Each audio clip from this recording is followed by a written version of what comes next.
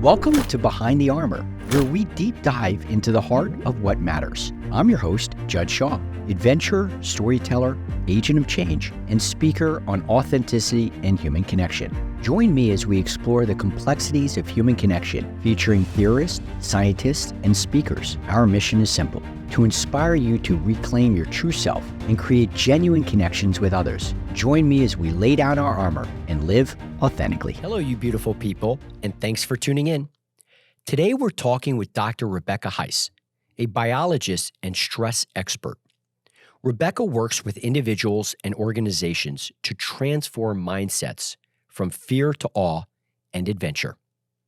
Rebecca asks people to challenge those voices in our heads and to make sure we're all making the most of this thrilling life. Rebecca has found her calling in helping people transform fear and stress into energy that propels them to their highest level of purpose, performance, and joy. Let's uncover what's behind the armor with Rebecca. When we fear less, we lead more.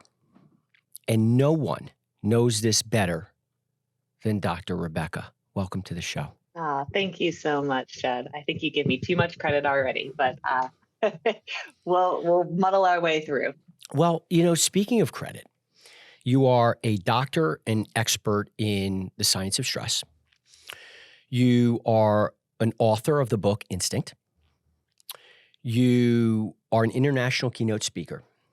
And what I resonated with was your message about the culture of toxic masculinity and the fear of validation, the being desired, the worthiness of that all. And, when I saw your TED Talk in November, it was the first time that I even realized there was a name to this. I didn't understand any of this. And so, that TED Talk is Why Are Men Power Hungry and Worthy Starved? What is the background, Dr. Rebecca? How did you get into this? Yeah, wow. Thank you. First of all, thank you so much for that. That means more than you realize. I see my job here as trying to have some impact, and I don't always get it right. I'm muddling through with everybody else. But the background that gave me sort of this insight was I studied evolution and human behavior. And it's basically looking at our ancestors and saying, okay, these are the brains that evolved that we are still operating with today, that are probably a little out of date for the times that we live in, because modern times we have exponential increase in technology and populations, and we're living in very strange conditions relative to how our brains develop. And so thinking back to those conditions, well, what were men valued for? Men were valued for their ability to provide, for resources, for protection.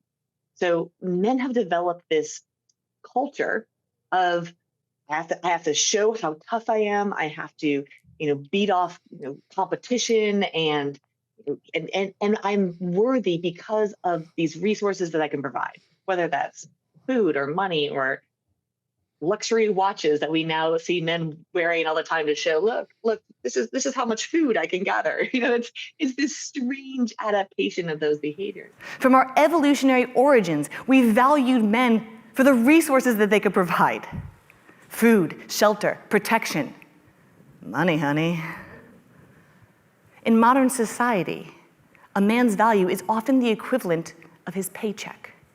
There's plenty of science to show that a man who makes more money, well, women find him more attractive, and other men respect him more.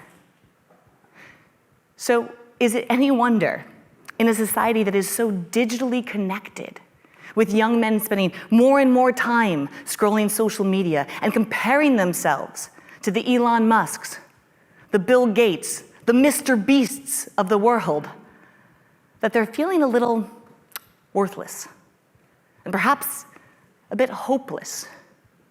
How can they stand out against these millionaires, these billionaires? The answer is they can't. And that frustration and anger, I think, comes offline and into the real world, falling onto the shoulders of women. And women were valued for a different set of behaviors. And so these evolutionary influences have impacted and actually been perpetuated in modern culture in ways that I don't think we recognize.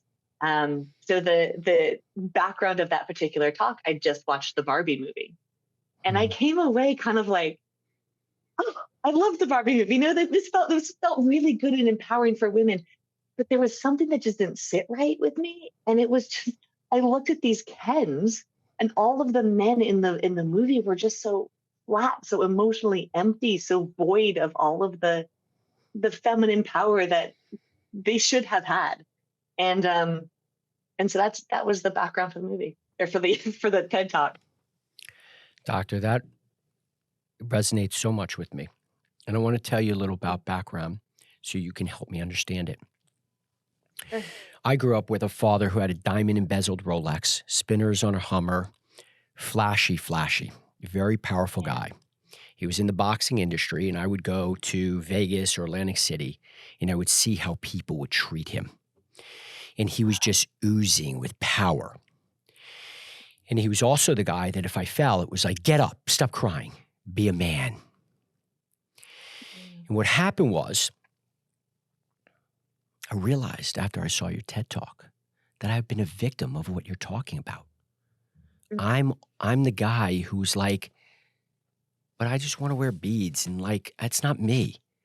Beautiful. But I couldn't be me. I thought I had to be that. And so this man, trauma. Yeah. Massive amounts of trauma. Passed to me, gave me decades of feeling like I had my diamond Rolex. I got a Ferrari. My dad had a Ferrari. I went around and needed my face on every billboard for my personal injury law firm because that made me more lovable and more worthy. And what happened was, in 2006 or 7, there was this girl in my life who I left for another woman because the other woman had more money. And I realized that's why I had married her. We ended up divorced after 12 years. And I realized it was never her fault. It was why I married her and why I left that other girl. Like, that took away so much of my life because the other girl had more money. And that means if I married her, maybe I had that access to being more lovable. Oh, that's such a deep wound, and so many men carry that, Judd. Okay, wait, let me back up a second, because first of all, you keep calling me doctor, which is very sweet. Rebecca is great. I'm Rebecca. That's we're talking about uncovering armor, right? Removing the armor. Titles, degrees. If you don't think that I was trying to prove myself and show my worth, my value, like, love me. Look, I'm smart. Love me. We all have ways that we're trying to prove ourselves. And your story is so touching. It makes me tear up because, I think deep down, every single one of us is just crying, screaming inside, like, hey, somebody tell me that I am enough. Somebody tell me that just who I am, irregardless of my money, my titles, my watch, my car, I am lovable. I am lovable. And it's all the facades that we put on to try to be that for one another. I appreciate that. It's interesting because even when I was around a guy who may make less, but, who's got motorcycles and guns and, I felt less. Testosterone, baby. So I realize how important this is to my son, but also to my daughters. I want my daughters to understand that if you want to go for the alpha male, that's okay if that's what you're into. But if you go for this, the next Judd with the beads and the scarves and stuff, and that's what you like, it doesn't mean that guy is less of a man. Louder, please. Say it louder, please. These labels that we put on, what does it mean to be a man? What does it mean to be a man? Well, I think, unfortunately, one of the biggest labels is you are not allowed to have emotion. If you are a man in American society, you may not have it. You can have it, but don't ever show it. Don't you dare show it. That makes you less of a man. And what that does is it bottles it, it pushes it down, and it makes us unhealthy. It makes us sick. Emotional connection and the ability to be exactly who you are and share that among, like, it is so powerful. And so what you're doing is you have generation upon generation. You mentioned your father. I'm sure his father was the same, and his father was the same. And this Yes. generational trauma, there's incredible research around generational trauma being passed along. And until one individual, you, Judd, in this case, says, I like beads. Like, I don't need to beat my chest and say, this is what defines me as a man. Power can be money. Power can be emotional connection. Power can be so many different things, but we have to step outside of the traditional definition to figure out what our power is and how we want to project it. Right? Because what I was then rewarded with was my yacht, my flying on private jets, my fancy cars, instead of that girl who originally loved me for being emotionally intelligent, crying, soft, a gentleman, and holding doors and standing up when she stands up from a table. And that was important to me. And that was ripped from me when I decided I had to be an attorney because I thought an attorney would make money. Otherwise, I probably would have been a teacher or a stay-at-home dad. I think I would have been really good at that. This is the question that I actually talk about in my TED Talk, and maybe this is what resonated with you. Is I had the opportunity to work with a lot of very highly paid CEOs, typically men, and I asked a room full of these male CEOs, how many of you would love to be a stay-at-home dad? And I was really surprised. A whole bunch of hands shot up, and it didn't equate for. I was like, what is going on? This doesn't make sense. Why don't we see more stay-at-home dads? And then I thought about the second question. I was like, wait a second. If you're out at the pub and you ask, you're asked, because this is what we immediately do. We don't ask what brings you joy or like, what are you finding that's purposeful in your life? We ask, what do you do? What do you do? Right. And especially for men, what do you do becomes how high is your status? How much money do you make? And so I asked this group of CEOs, I said, how many of you would feel comfortable telling somebody, another man, I'm a stay-at-home dad? And every single hand went down. And that is so deeply problematic when what you desire to be, what you want to become, society or even one another, you won't allow the other to be that. Instead of recognizing the power that has never been credited to these positions, instead, these men have to respond with one of the only few emotions we've allowed them to have: shame. And shame, suffered silently, results in violence. Rebecca, we do something in the medieval theme, right? So like at my law firm, the mascot is Sterling the Knight, a big knight. I have my children's picture book series, Sterling the Knight, the boy knight, probably my inner child. And no coincidence, this podcast is called Behind the Armor. And so what I wanted to do was take you back on that moment with me, if you would, going back to the medieval times when we were, knights and there was this old code of chivalry, right? Yeah. And the old code of chivalry basically gave men an anchor, what to stand for in showing up. Fight for the downtrodden, the weak, for the justice, the poor, the innocent, be devoted to your lady, fight with honor. The other guy lays down his sword, you lay down your sword. Like, there were these rules, and of course on the girl side it was these men, these knights can provide protection, resources, food, shelter. So over time, that changed. That code of chivalry became money and power. And so if I were to ask you, if I were to make the modern code of chivalry, the idea what a man today could stand for, what would that look like? I think modern chivalry, I hope modern chivalry is gender independent.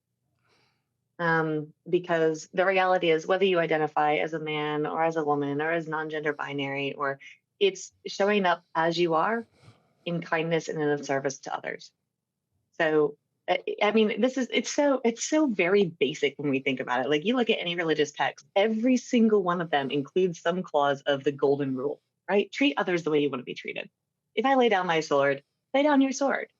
If I hold the door for you, hold the door for people. Like, do what you can where you are, and then as you do better, do more.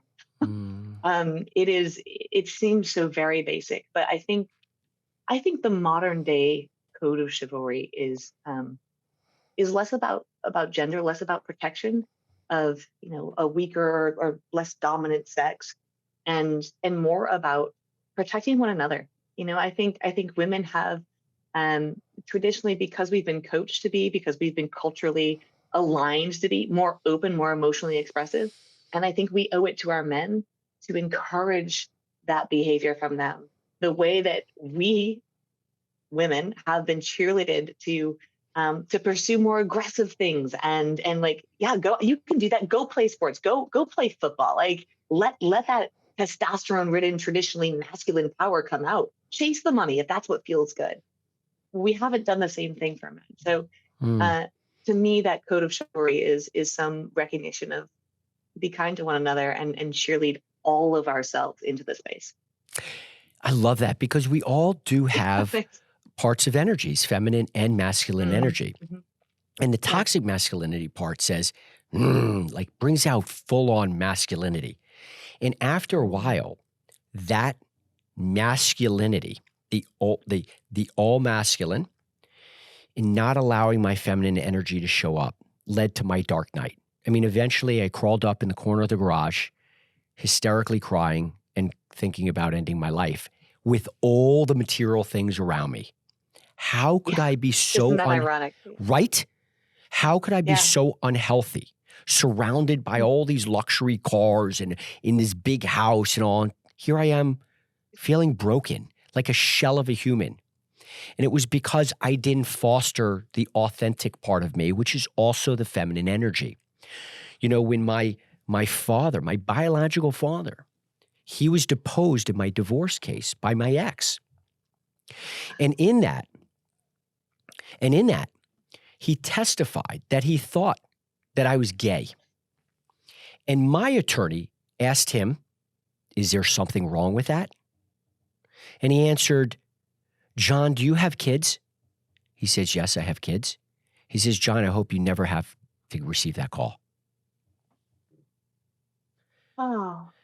Oh, that's heartbreaking. And so That's heartbreaking. I appreciate that, because I know that you feel that. And for me, that's the kind of stuff we're talking about is connecting with all of your energy, females and males.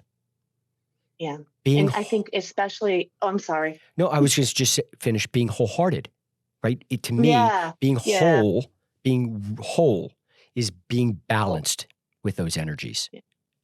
Exactly. And I feel like, especially for men, right now, we're beating up on you in ways, right?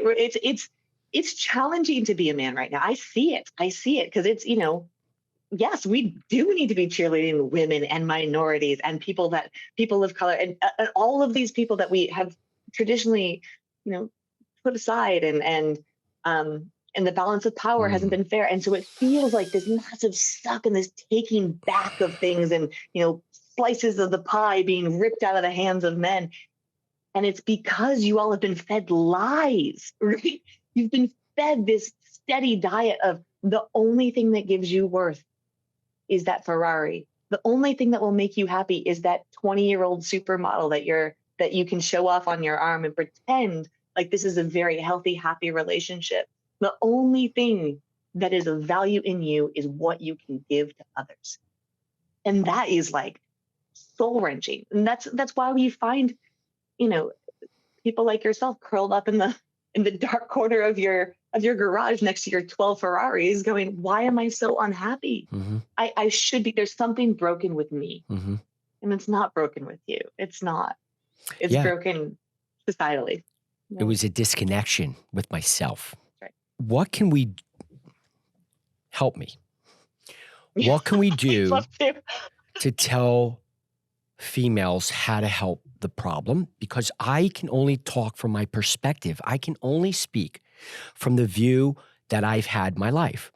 And that included going to, these clubs with the red velvet rope and all, I'm a big shot because now I'm a big shot, right? I'm at the front table and everybody can see me. Big ice with the $6,000 bottle of vodka you could get for $30 at the store. But then next to me, the velvet rope opens and that guy comes with all the 23-year-old models that you just described and 60-year-old guy and all. And I'm like, what message are they sending me? Then and then they come over and I'm like, you don't want to talk to me. You're coming for the liquor. No. So how do we help? What message do we tell women to help us men? That's a good question. Holy smokes. I think there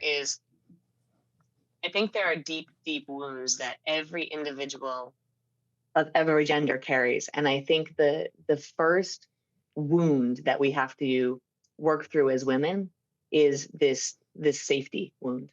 Because if I am not in fear, if I don't feel like I need a protector, if I don't feel like I need somebody to provide resources, because I know that I live in a safe and abundant world and I can make it on my own, then I'm not looking to you to go, okay, how do I manipulate him to get the money, the resources, the attention, the protection that I'm going to need in order to survive this world?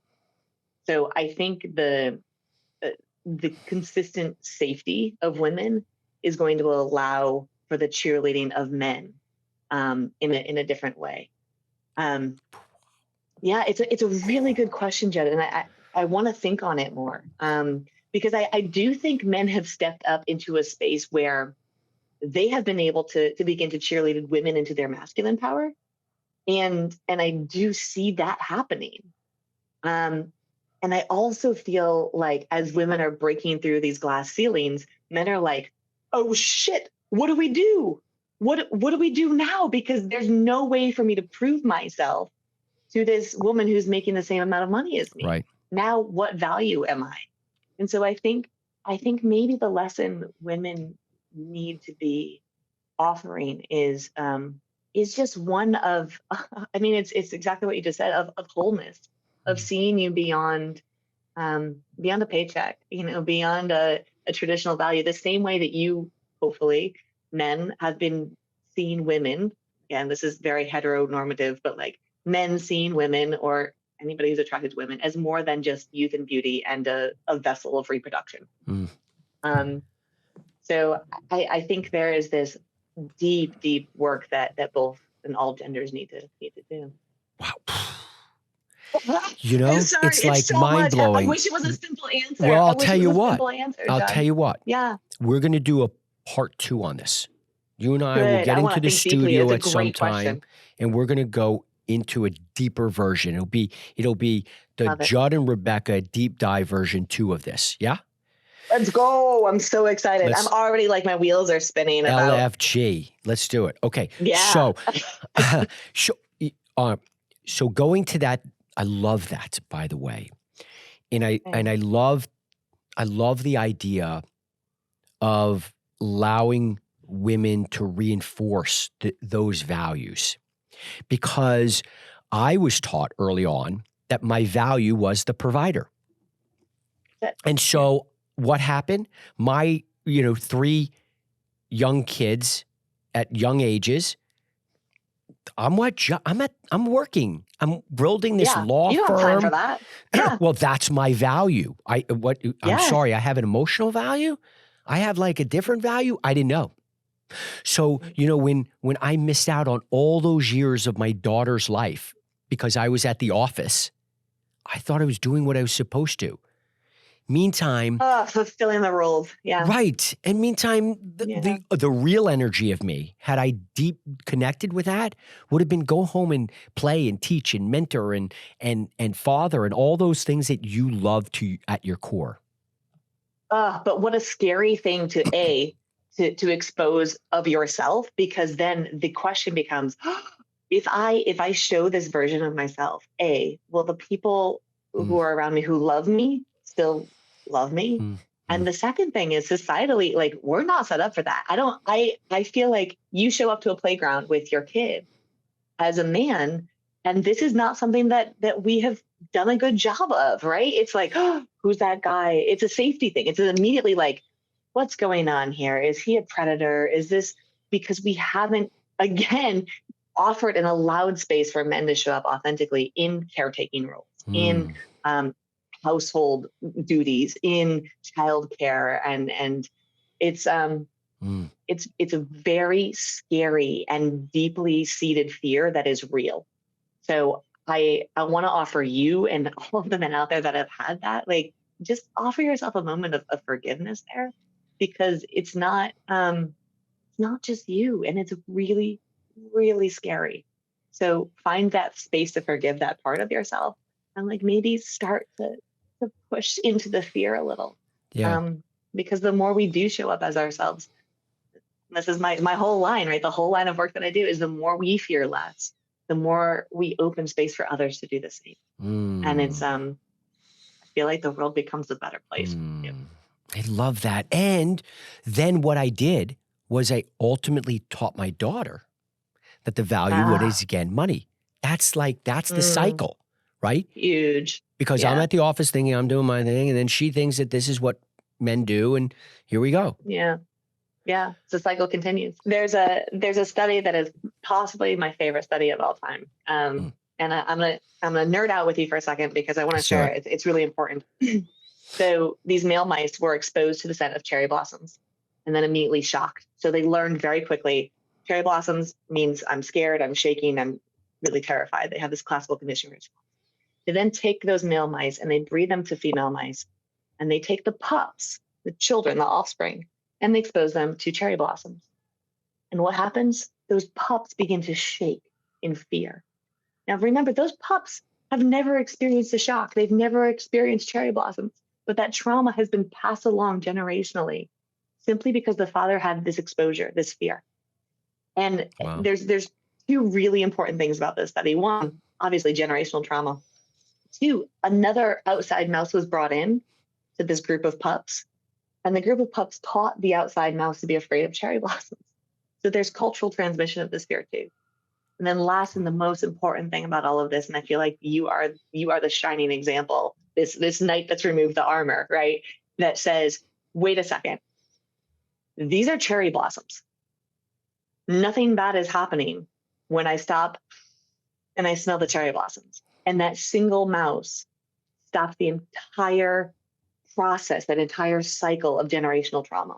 It was no longer taught, it was no longer inherited. So a single generation, a single person has so much power. And I love that. It feels like a story to me, right? And it's science. So this is powerful stuff. Wow. You know what it reminds me of is that I was a toxic masculine victim, and then perpetrated the toxic masculinity from there. Yeah. And when I went from that subconscious to conscious and started to realize that I can tie in, and I can slow down, and I don't have to fear the cherry blossom. To me, the modern knight is the guy who's willing to own his part in all of this and be a part of the solution. Ooh, that's a lot of responsibility. That's a lot of responsibility to recognize. And I think you're spot on. I think the first is in recognizing, listen, you're a victim. You are a victim. And like, a lot of people will stay in that space. And I think that's where fear takes over. Like, I'm a victim. So I'm going to keep into my safe space where I know my role, and it's okay. I can power through this, and I will show that I'm not a victim by pushing back even harder. And I think that recognizing that you're a victim and then becoming the player, like that's what you did. You took that, you're like, wow, I've suffered. Okay, how do I show up and lead? How do I transition this into post-traumatic growth? This is another big area of study that I had. We've all heard about post-traumatic syndrome, right? Which, quite frankly, I think every single person on this planet right now has some kind of post-traumatic stress disorder. Whether that is minor T's, like little T's, little traumas every day that we're experiencing, or more serious and perpetuated cultural stereotypes that cause massive trauma because they conflict with who we are. So we've heard about that. We talk about PTSD. We don't talk about is post-traumatic growth. Like, okay, I'm in that victim state. How do I grow? Like, there are more people with post-traumatic growth than post-traumatic stress disorder. Wow. How do we make that shift to going, not only do I not have to fear these cherry blossoms, my God, cherry blossoms are beautiful. And I can find new ways to incorporate them into my life. And it is so powerful to just take that and turn the switch in the opposite direction. So that's what I'll offer you. It's so powerful that I feel it as you're saying it. Yeah. My nervous system, like my body tingled and got lighter. It was like a sense of the grace to myself, the compassion. It was like, hey, yes, but honor that what you had to do in survivor mode. Honor what warrior. Yeah, like honor the fact that you're showing up in a way for yourself that you couldn't show up before. It's okay. I think you nailed it. This is what you just said is exactly it. Like too often people try to ignore it. They try and push it aside. They're like, that's my past. I don't think about it. It's traumatizing. I don't go there. And that actually creates more of a trauma. So going through it, yes, I battled. There was a war and I battled through it. And now this shift happens. Now the victim becomes the victor, right? It is this, let me shed my armor. Let me show you, wow, I am so much freer now. And I think that's your story. I think, you are a story of post-traumatic growth. And that's so powerful because you're the mouse going, look guys, we can do this. Hey, everybody, we can do this. And look how much stronger and more powerful I actually am now that I know my true power. Rebecca, the version you see me is the version that's grown over about 4 years since that moment. Before, you would never see me without a tie and a perfectly tailored Italian suit, right? But that was the armor. Yeah. And now that I show up the way I show up, I feel like a man more than I ever have. I feel this, like, look, my hair is a mess. I don't have makeup on. Like I'm a little bit disheveled. And for like a professional woman, ooh, can we count on that? Is that okay? Yeah, dude, you want to know me? This is me. In fact, sometimes I'll show up on podcasts with a hoodie. I probably would have today, except for I didn't pack one in my suitcase. So, but the more we can show up exactly as ourselves, I think the more connected we can feel to one another. Like, I feel like I know you. Yes. If you'd shown up in your suit of armor, I'd have felt that and I'd have been like, yeah. Ooh. Yeah. I don't know. Yeah. It's freeing, isn't it? Big time. So how do you help people find that freedom? Like, talk to me about your framework. I don't want to split the interview here, but I'm really curious to see what was that moment? Yeah. I love that you're asking what was that moment for it's you? a conversation. So what happened was about a year after my dark night, I went and just tried every therapy.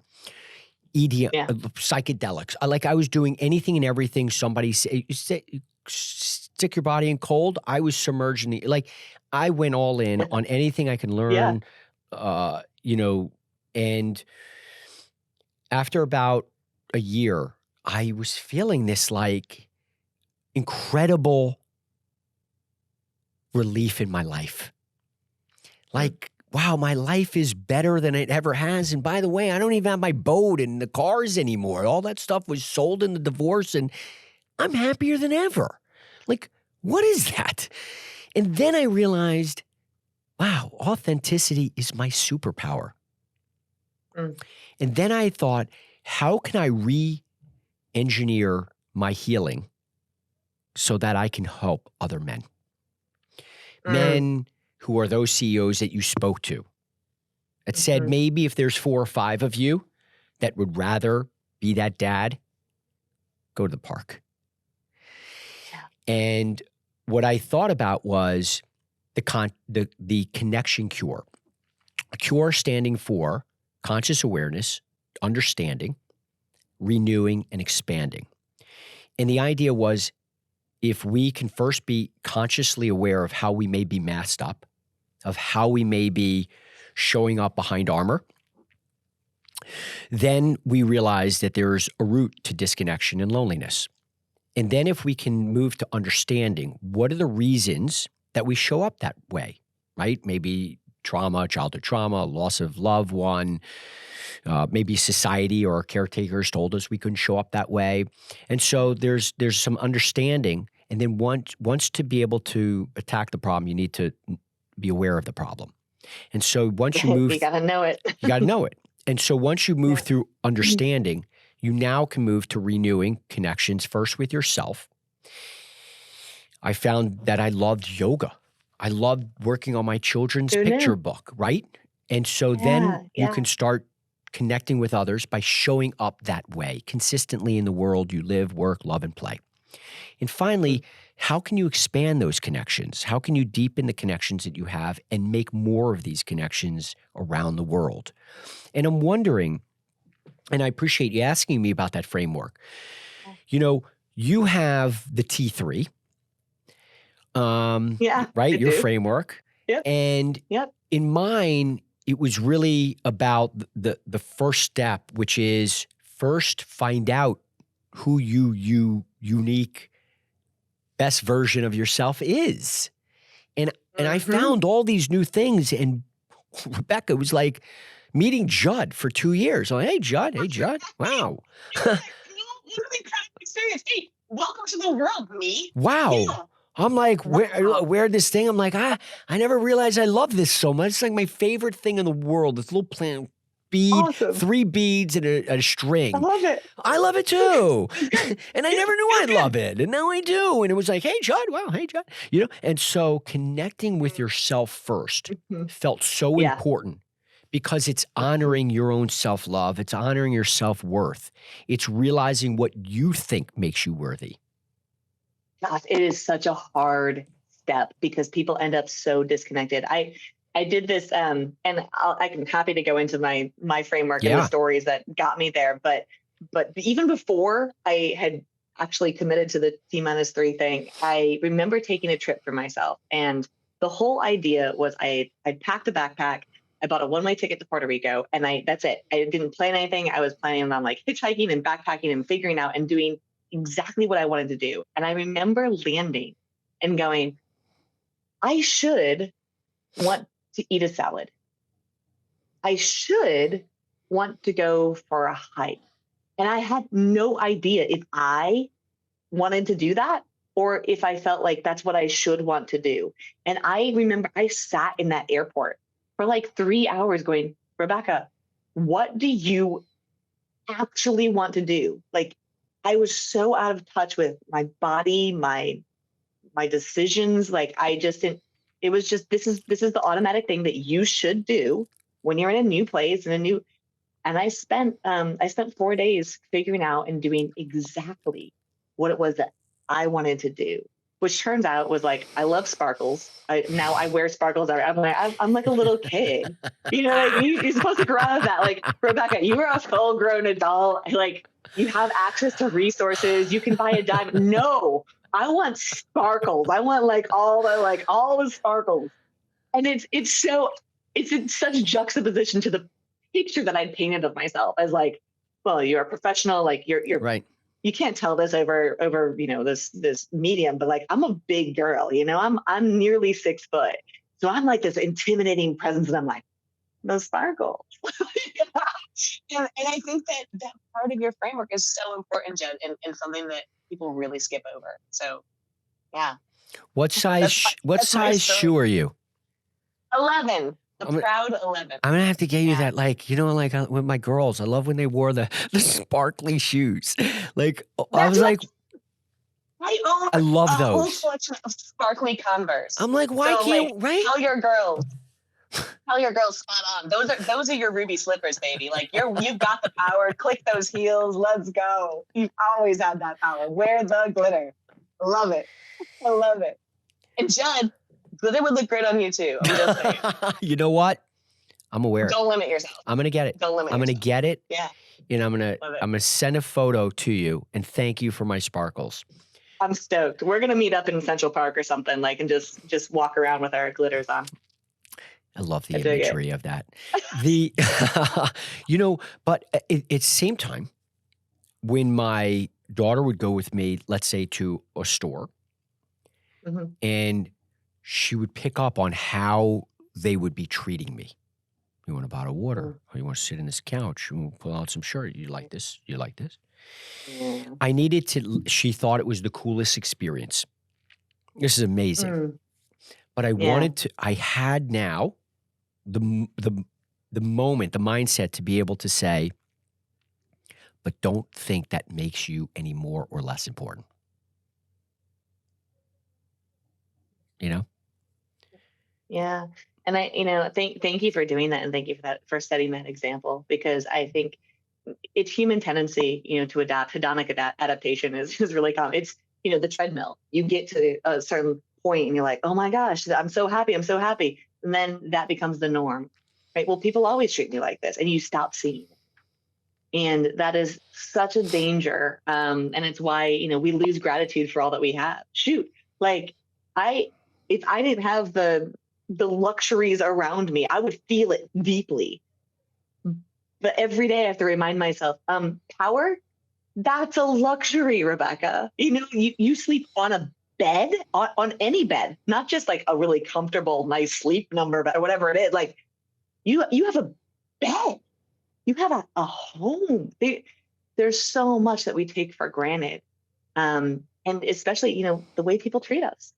I feel safe. And part of that is because I'm a 6 foot, athletic woman. And I see my friends who are sometimes smaller, or, especially when I was younger and we're going out places and they're like, will you come with me? Yeah, dude. Yeah. Oof. So that hedonic adaptation of whether it's people treating you a certain way or treating you a certain way because of the resources or the physical attributes, it's an addiction in some levels too. It is. And speaking of titles, you reminded me how often, particular men to men, I say, what do you do? Oh, what do you do? Oh, yeah, sure. Now I'm like, I'm a storyteller, an adventurer, an agent of change. They're like, what the heck is that? Right? That's what I do. And how much money do you make doing that? Yeah. Right. But which is the net. Yeah. But when you talk to another lawyer, what do you do? A lawyer. Oh, I'm a lawyer too. Next question. What law school did you go to? That's right. Let's get to the real. Yeah, exactly. Labels. Right. And I always noticed the person who asked me that was the one who went to Yale and Stanford and Harvard and Columbia and all these schools, right? And I went to a little known school, Nova Southeastern, in Fort Lauderdale, Florida. Yep. And before, I would say Florida, because that could be the intent of Florida State. It could be University of Florida. Sure. There's a lot. There's Miami. There's law schools. I went to Florida. To almost like leave it to, and well, I went to Harvard. Right? Oh, I figured you were going to tell me that. Tell me more about that. And now, what law school? I went to Harvard. I went to the Harvard of the South, Nova Southeastern University. Like it. Yeah. That's the power of what you're talking about, because that man who I meet in my future can't make me feel less because he went to a topper tier law school than I did. It doesn't matter. Good for you. Congratulations. I hope you had a beautiful experience. Right. In fact, so this was maybe the most game-changing moment for me in terms of like recognizing value and worth based on titles. I really early on in my speaking career, it's a very long story and it's a very funny one. At some point, I'll tell you the whole story. But I ended up on this Grand Canyon river rafting trip. And this is not something I could have afforded. Like I got gifted this. It is, an 11-day trip down the Grand Canyon, luxury style. And so the people who are surrounding me are, CEO of X, Y, and Z company, and Fortune 500 executive in this, and the first 10 minutes of the trip, everybody's introducing themselves and what they do, and I am starting to freak out because I'm like, academic. I've been teaching high school students, and like, what do I say? How do I show my work? And I'm past my prime, so I'm not beautiful anymore. So I'm not valued on the feminine scale. So I'm like, oh gosh, what am I going to say? What am I going to say? And it gets to the person before me. And he says, all of these people have been really long-winded about all of the amazing accomplishments. They went to Harvard Business School and this. And this guy right before me says, hi, my name is, I'm just going to say Sam. My name's Sam, and I cook chicken. That's it. And later on, I looked him up, and I was super relieved. First of all, I was like, oh, thank you for making this bearable for me.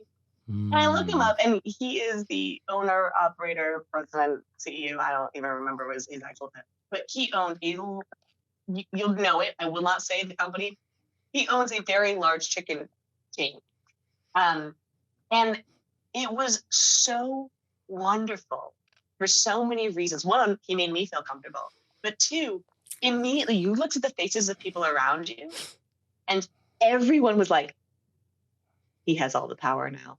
And it was such a mind shift because here was everybody else trying to out nudge and out maneuver and say, well, this guy is that, this guy is that. And they're like pulling punches and just trying to be the alpha, the status driven. And as soon as this guy was like, I don't actually need to prove myself to you, it was almost like this weird shift of energy where everybody was like, we know he doesn't even have to prove himself. It's this guy. And that's so backwards from everything we're taught, right? It's, well, you gotta prove, you gotta punch, and the second you're like, I went to Florida. Whatever. Make your assumptions. Make your assumptions. It's a different level of power where titles and whatever doesn't affect you. Doesn't change who you are. Yeah, that's true. And also, for the ladies listening, that I don't mind. I love when they're like chivalrous. Okay, please let me take a moment here and say, women, if you are not holding the door for your man, if you are not opening the door for your man, at least as much as he is, or your partner, your woman, I don't care. You're missing out. It's such a beautiful opportunity to share in how we love each other just by showing up. Show up, be chivalrous. That's not a code I think that men get to hold. I don't think. I love that. Any more than any woman should only be like the one to mother. Men mother, women father. Like we've got to be able to switch in and out of those roles. Because that's how we show up as ourselves. To your point, the modern knight is both men and women. Sure. Tell me about T3. Yeah, T3. So T3 is the technique that I developed when I realized that all of the research I was doing around stress and anxiety and fear, I was not applying to my own life. So a phone call actually changed all of that. As these things sometimes, hit, whether it's your dark night, it was my version of that dark night. When I realized that my sister-in-law was dying, and she'd been a sister to me for 20 years. So this was it was a heavy hit. It's, pull the rug out. And in these moments, I am a true believer that stress opens the opportunity to either become more authentically you or to go deeper into the patterns of fear and safety. And this was one of those moments where I was like, oh, Every stressful moment is an opportunity to build or betray ourselves. And I was betraying. And I looked at my life and I was like, damn, if that had been my diagnosis, I'd be really disappointed with the life that I'd led. So I quit my job, I sold my house, and I divorced my husband that month. Because it wasn't my authentic life. I'd been living out, making decisions out of fear. Right. And so the T-3 technique was during that time of stress, how I came through that trauma, through that fear, and into a space of being able to move through it. So it begins with 3 minutes of screaming terror, which is what we've been talking about this whole time, that so often we try to get past it instead of acknowledging the battle. So 3 minutes of screaming terror is called that because of Robert Sapolsky. Robert Sapolsky is a famous stress physiologist who basically said, your brain is built for 3 minutes of screaming terror across the savannah. That's it, right? It's not built for the pings, the dings, the constant influx of information. But what we do is, because after 3 minutes of screaming terror, you're usually dead, right? The tiger's eaten you, or you've outrun the tiger and there's no longer a stressor. And what we do in modern society is we ignore the stress. We go and we do yoga, or we do, and I love yoga, don't get me wrong, or we meditate, but we have to go through the stress first. If we don't, it's going to be that pink elephant that is always sitting there and you're like, don't think about pink elephants, don't think about pink elephants, don't think about pink elephants. And it's just going to keep pervading your mind. So my recommendation, I set a 3-minute timer. I write everything down. That is the worst case scenario of everything that's going to happen, because it gets it out from my limbic system into my frontal cortex, where I can actually process the stress that I'm having and get it onto the page. So that's step one, right? Going through the actual stress. 3 minutes of screaming terror. Step two is everybody's least favorite part, because everybody's like, you gotta have something better than that. It's breath. It's taking a breath. So reframing is the second part. First part's recalibrating the brain for the stress response. The second part's reframing. And we do that by just slowing down. And sometimes that's 2 breaths. And I look back at that writing and I go, okay, is there a chance I can learn something? Even if all of this comes true, what's the best thing that happens from this? How will I grow from this? Right? It's that little reframe where you can take an ordeal and say, maybe this could be an adventure. Maybe there's something in here that, even going through it may be painful, like running a marathon. At the end of it, I'm going, wow, let's do it again. So that's the reframe bit. And it's just the slow down and getting your nervous system in alignment again. And the last piece is the most important one, I think. It's getting curious. So curiosity and fear cannot coexist. There's no brain mechanism for it, right? For 200,000 plus years, nobody ever had a tiger charging them. And when, I wonder how many stripes it's got, right? It doesn't happen. It just doesn't happen, right? True. So when we're able to get curious, and I encourage people, get curious about the stories that you're telling about yourself, of the stories that culture is telling you. Because when we're willing to get curious and we're like, oh, the top 10 leadership books of all time, top 100 leadership books of all time, all feature men who are wealthy, wearing Rolexes, but they don't talk about happiness. Interesting. Right? So just noticing, getting curious, allows us to sort of move into the next piece, which is, all right, what small action can I take? What small action can I take in this fear to move forward? So that's the T-3 technique in a very condensed version, but yeah, it's gotten me places. It's incredible. And Okay. and it takes some work. And how often do you go through that? Every day. Multiple times a day. For me, I created it because I realized what a useful tool it can be. Whether it's a big trauma, I mentioned to you, I think before we got on air, one of my best friends was diagnosed with stage 4 cancer. And it's like one of the, again, it's a moment of this really shapes your entire life. And okay, how do we find post-traumatic growth? How are we going to move through this traumatic moment I can use it in that moment, and I can use it when, oh my gosh, my inbox is really overwhelming right now. This whole process takes in total 4 minutes, 5 minutes tops. You give your brain that break, you go right back in it so much stronger. So yeah, I find myself using it a lot. I love that. You know, I tell my team all the time that, in particular at a law firm, you can't avoid stress. Don't run from it. It'll help you Mm-mm. grow resilience, but stress is a response, and it's giving you information. It's feeding you information. And then what information is that, right? I care. This is the stress is a barometer for how much you care. I can't tell you how often people come to me and they're like, I want no stress in my life. And I'm like, you want to be dead? Like that's what you're asking me for. That's a dead person's goal.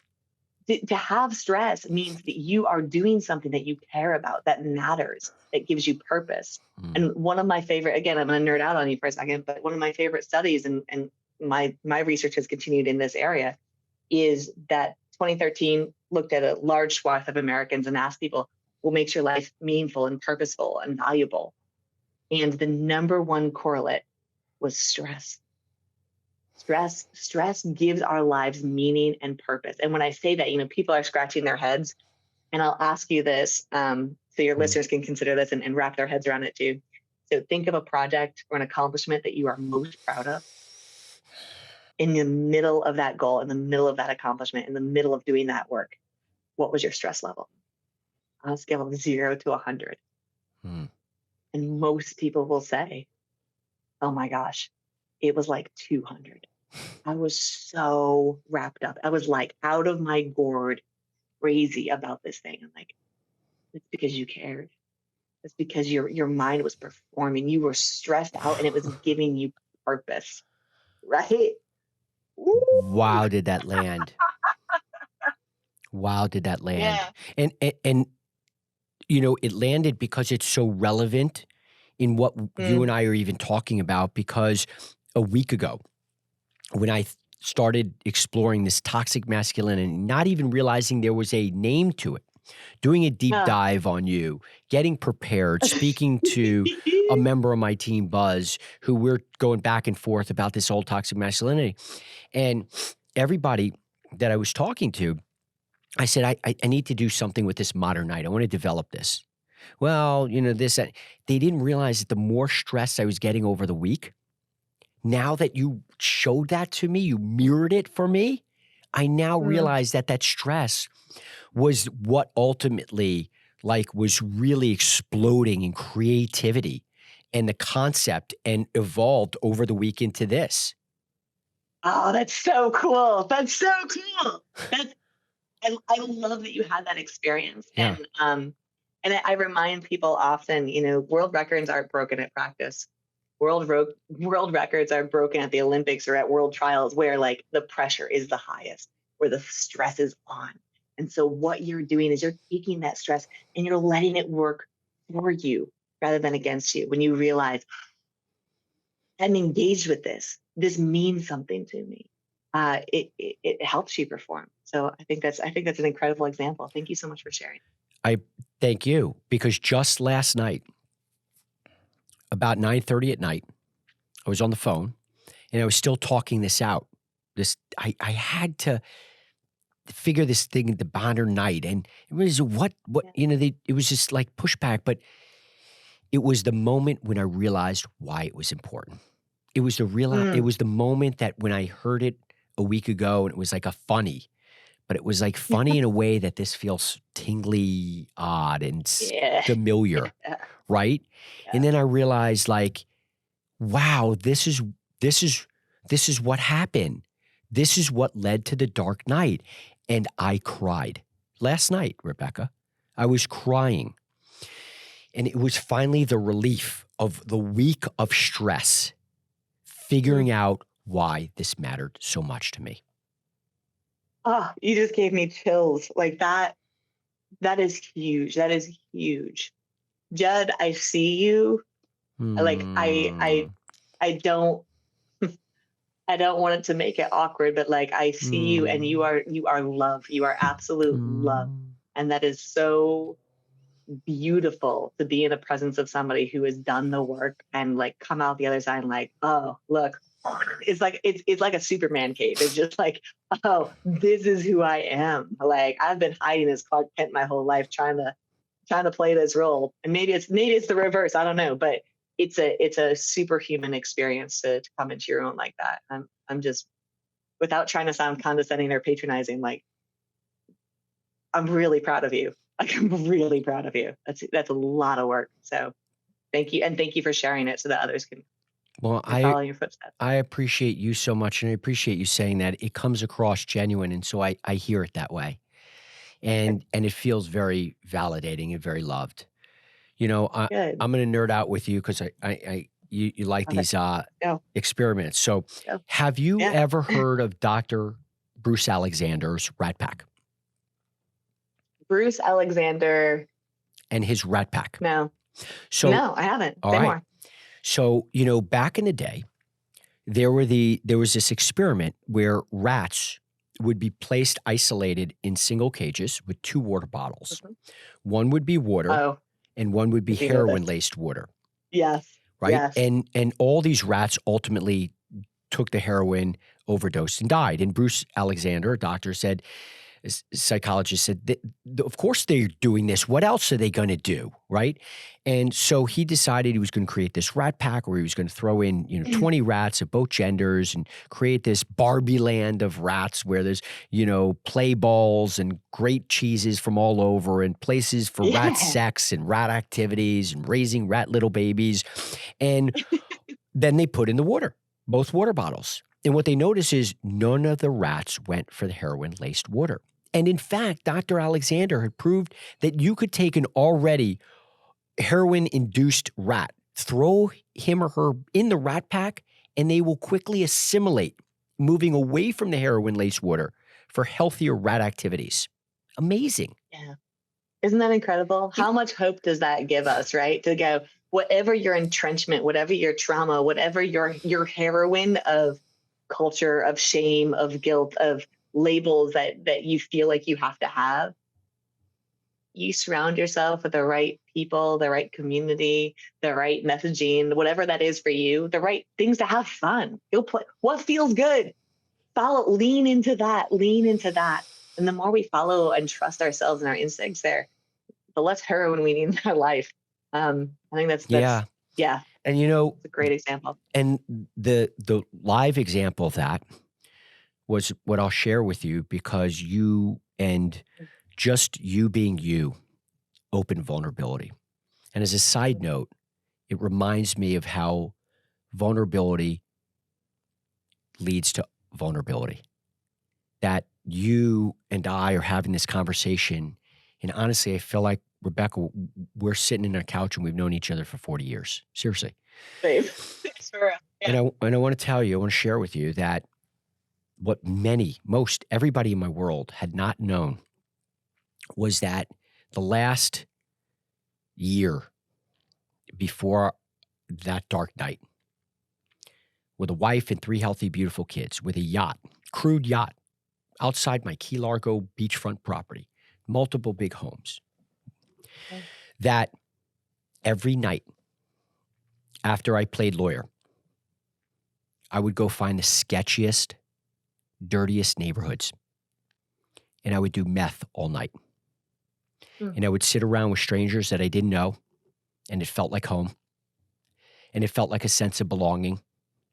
And that's what drove me there. I couldn't wait to do meth with these guys, sitting around, because although I didn't know them, I felt that was where I was meant to be.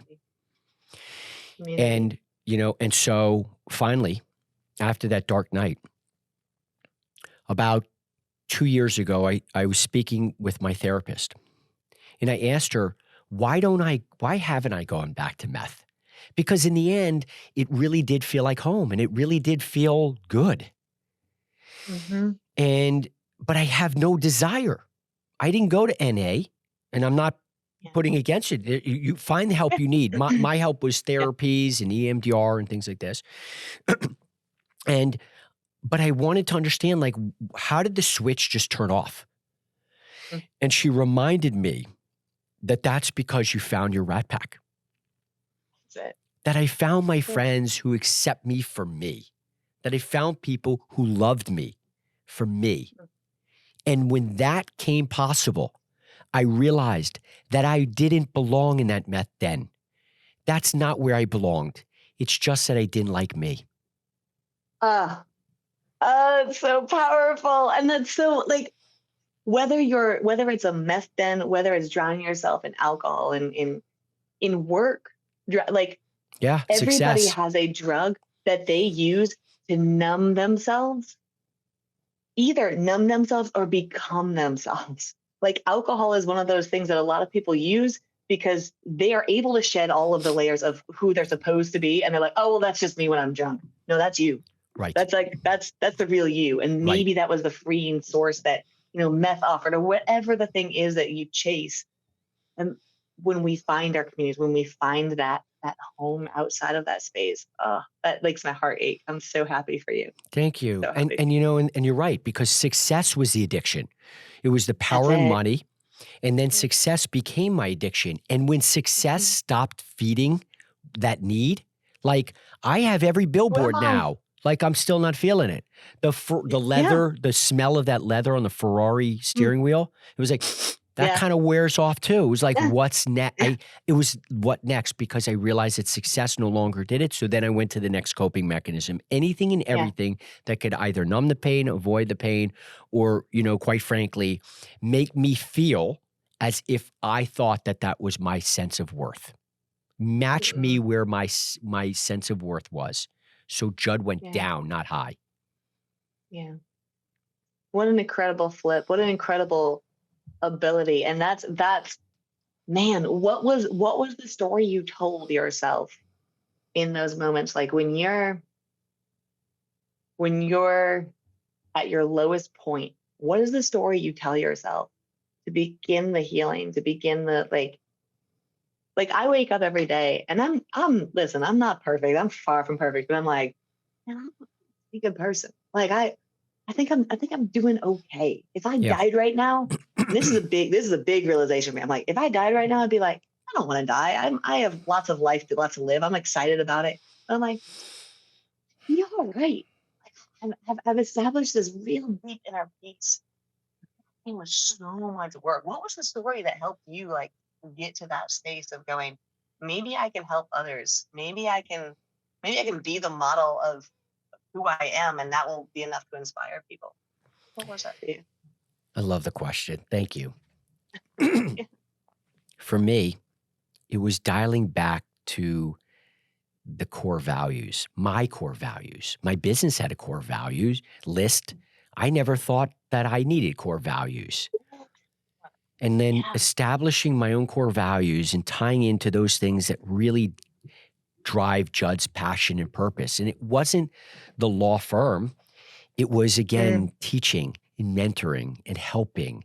Like that was a sustainable joy for me.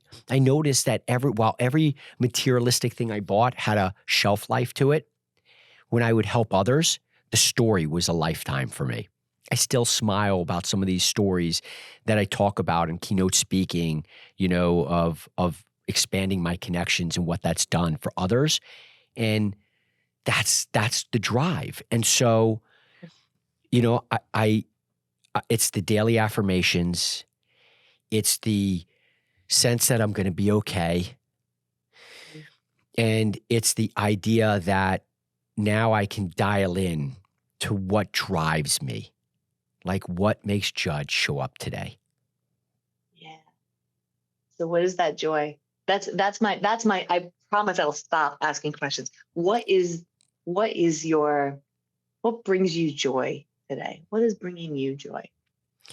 Well, I hope you never stop asking questions because you ask great ones.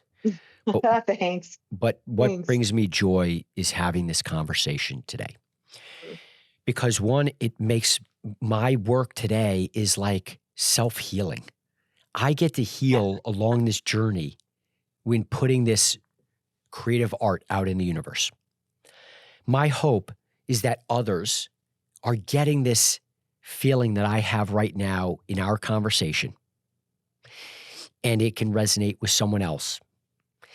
And that person could also, the idea of that it can change a life is such joy for me. I think you're making an incredible impact. So yeah, your joy is definitely being spread and felt. So.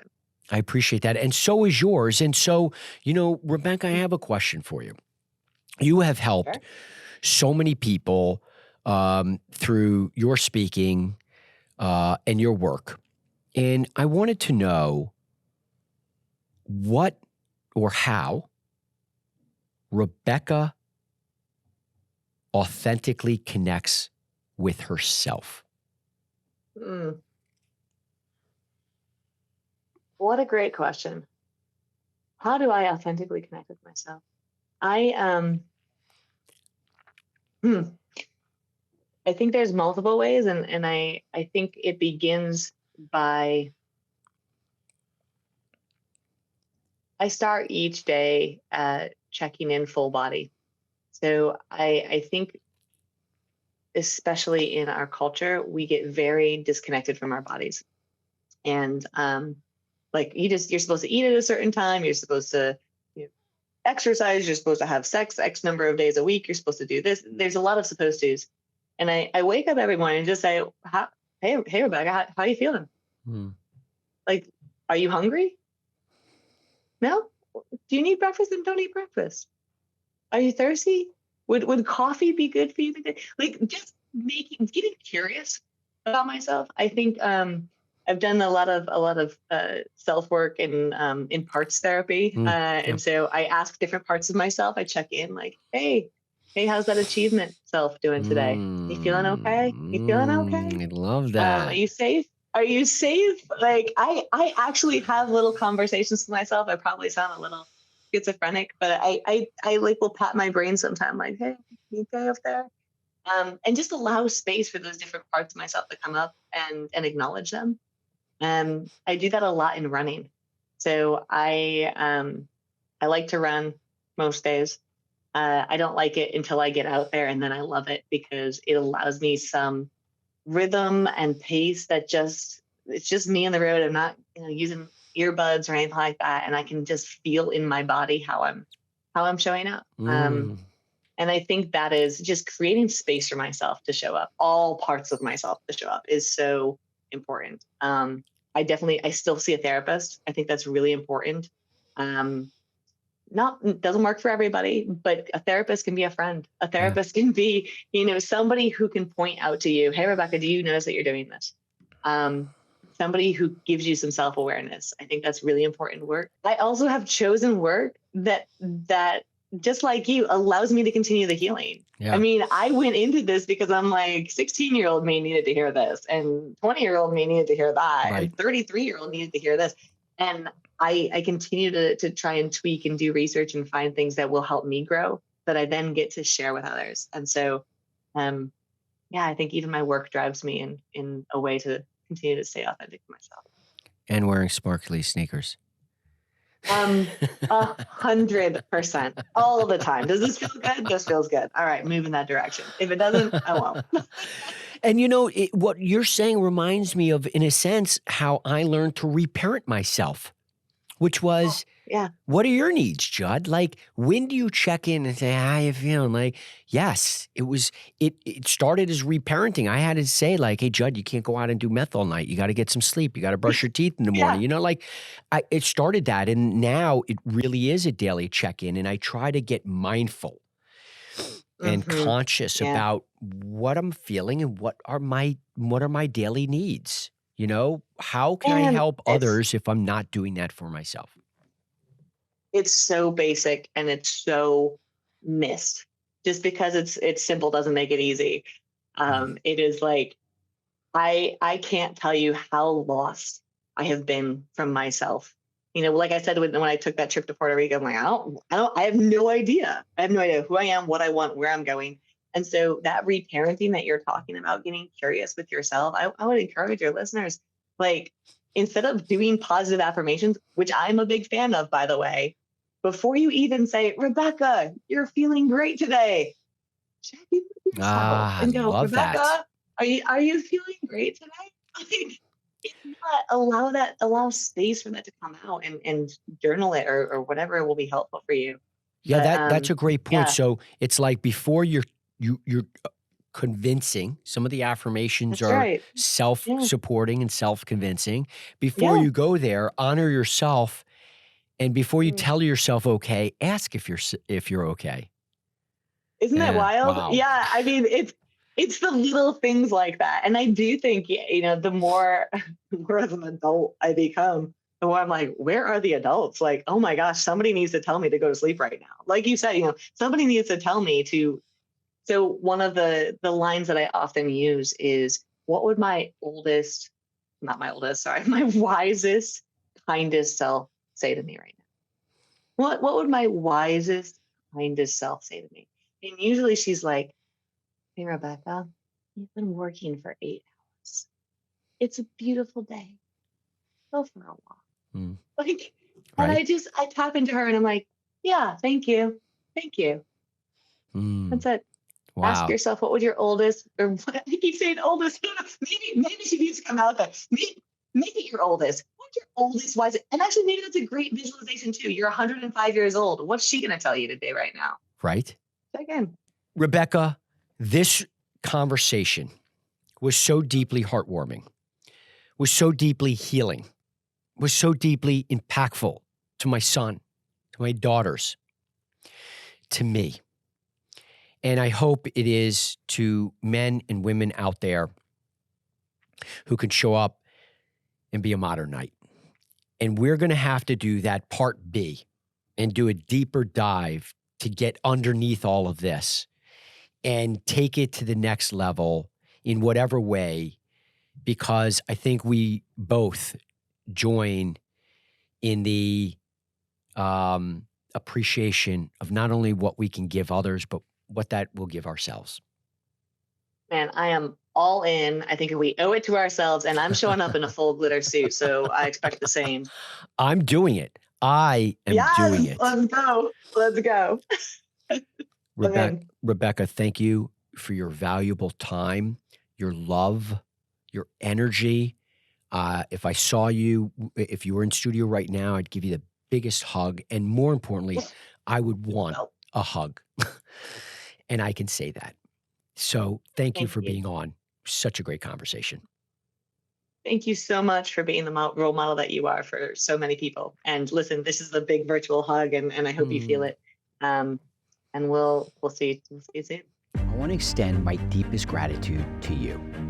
If you've enjoyed this episode, please follow us on your favorite platform or share this episode with a friend.